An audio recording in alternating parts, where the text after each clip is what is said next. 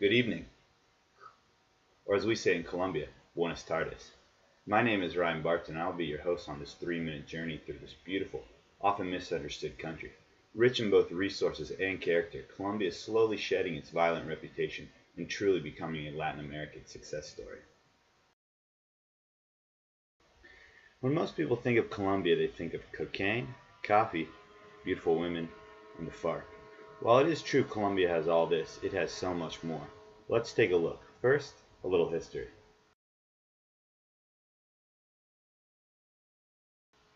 Since the 1960s, the country has suffered from armed conflicts between the government forces, left-wing guerrilla groups, and right-wing paramilitaries. The conflict escalated in the 1990s, and the murder and kidnapping rates soared to some of the highest in the world.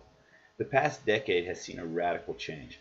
Since 2002, Colombia has taken a particularly hard-lined approach against these combatants.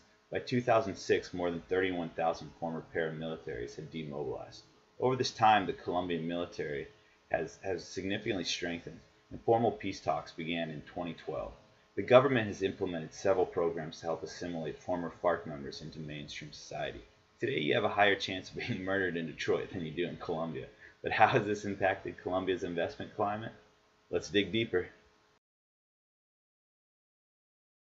Colombia has a wide range of resources: petroleum, natural gas, coal, iron ore, nickel, gold, copper, emeralds, hydropower. Those are just some of the most significant. The country has a large coastline and is rich in biodiversity.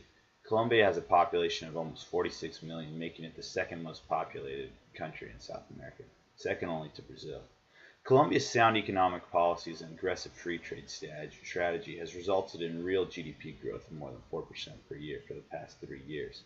All three major rating agencies have upgraded Colombia's government debt to investment grade.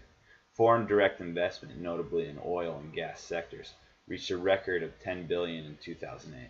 This figure dropped to $7.2 billion in 2009 as a result of the credit crunch. However, it began to recover by 2010. It reached a record high of nearly $16 billion in 2012. The U.S.-Colombian Free Trade Agreement was ratified by the U.S. Congress in 2011 and implemented in 2012. Colombia has a wide range of resources. Although Colombia has many positives, it does have its share of risk. Colombia depends heavily on oil exports, which makes it vulnerable to a drop in oil prices. Unemployment was approximately 10.3% in 2012 and is one of Latin America's highest.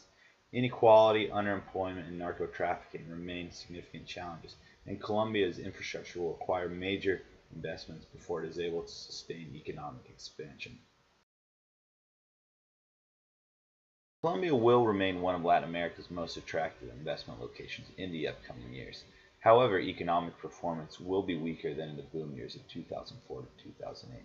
Stronger private consumption and a rise in oil and agricultural exports will likely push GDP growth to about 4.5% in 2014.